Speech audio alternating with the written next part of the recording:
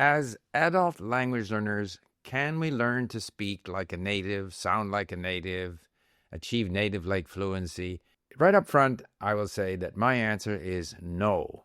I think overwhelmingly it's not a realistic goal. It's not something that we can achieve as adult language learners, and I can explain why. First of all, let's be realistic. Overwhelmingly, if there are, according to some estimates, 1.2, 1.5 billion language learners in the world today, 80% of them never get past A2. B1, which is sort of the beginning of some degree of ability to comfortably communicate, might add another 15 to 20%.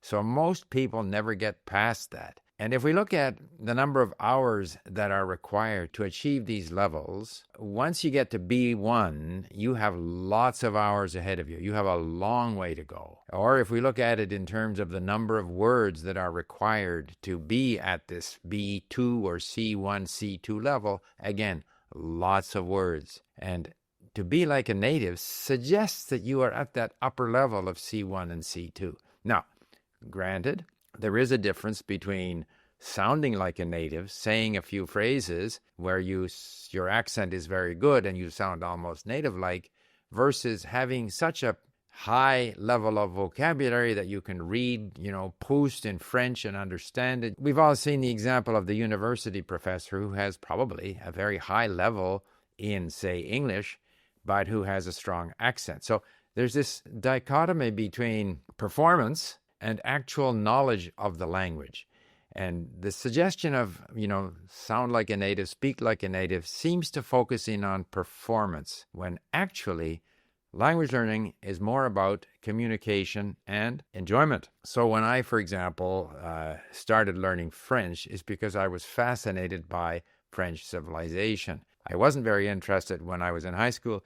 I became interested, and that spurred me to do more learning. It was never my intention to become like a native, although the native is always the model. I mean, that's what we want to try to emulate. All the while we are realistic about the fact that we will not achieve that level, and I think I speak French quite well, but I have no illusions that I am native-like in my knowledge of French. And I have heard people who speak, say, English, and I think of some of the famous polyglots, on the internet, like Luca Lamporiello and others, who are very good at one or several languages, but there's always something that gives them away. And I say give them away in terms of, not that me as a non-native speaker of, say, Spanish, try to judge a non-native speaker speaking Spanish. I mean a native speaker. I have heard people who speak English, let's say American English, very, very well, and for a while can sound like a native, but inevitably there will be something that gives them away. Now,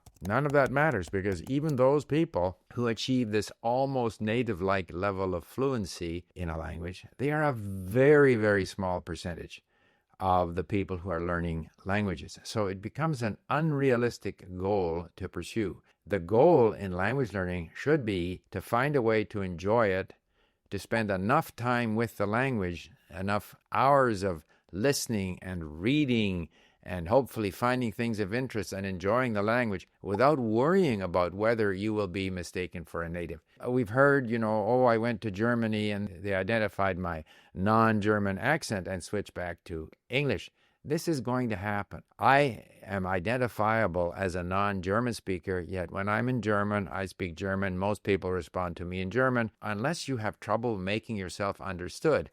In other words, if you are in that 85% of people who speak at a B1 max level, yes, there's a good chance that people will come back to you in English if they speak English better than you speak their language.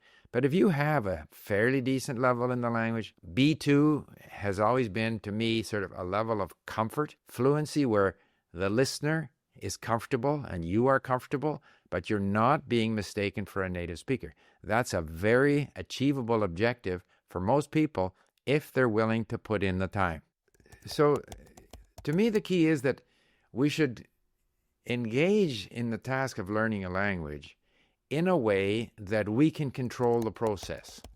We cannot control whether or not other people will think we sound like a native. That's beyond our control. We can control the amount of time we put in. We can control what we choose to listen to and read. To a large extent, we can control how much we enjoy the process. Those are the things that we should control. I think back to when I created LingQ. Why was I motivated to do that? I had books at home in German and Spanish, as I've said before, full of words that I did not understand. I was motivated to understand those books better. I was not motivated to try to sound like a native. When I was hitchhiking in Spain back in the 60s, sitting in, with a truck driver or a driver who picked me up, I was only interested in communicating. I was not interested in sounding like a native. However, because I put in the time, because I spoke to a lot of people, I listened to a lot of content, I read a lot of books particularly, which is very important. I accumulated a larger and larger vocabulary, better and better level of comprehension. I enjoyed the language. I improved. I improved to the level where I am satisfied. In some of the languages that I speak, I'm satisfied with the level that I have achieved. In the other languages that I'm learning, for example, Persian right now, I recognize my limits. It doesn't discourage me. I'm enjoying the process. I will get better. Sounding like a native is not my goal. It may be the fact that on the internet, YouTubers, I think there's a tendency amongst all of us to try to come up with a title, and maybe that's the case here with this video. We want to try to snare, eyeballs, say something a little bit controversial or shiny object to attract eyeballs. But for most people, it's not an achievable goal. I don't even think it's something that most people think about. As long as they're able to understand what people say, if they're able to get their meaning across, if they have a sense that they can improve in the language, that's really all most people want to do. It is rather remarkable that most people drop off at about A2, B1. In other words, they've gone through that early stage where there are some easy victories. They now, understand some things. They have a bit of vocabulary. And it's at that point that they have to commit to staying the course. And most people don't.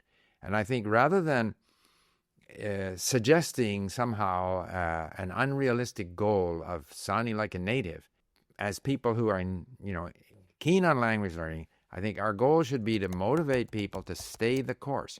You don't have to become a native. You won't become a native. There are people who speak very well. You may or may not get close to their level, but you have to believe that if you continue putting in the time, doing the reading and listening, speaking when you have the opportunity, without worrying about your performance, then you will continue to improve. You will achieve whatever level you achieve. You will become as good as you can become based on the time and effort you put in. And that's the important message, not trying to sound like a native. Thanks for listening. Bye for now.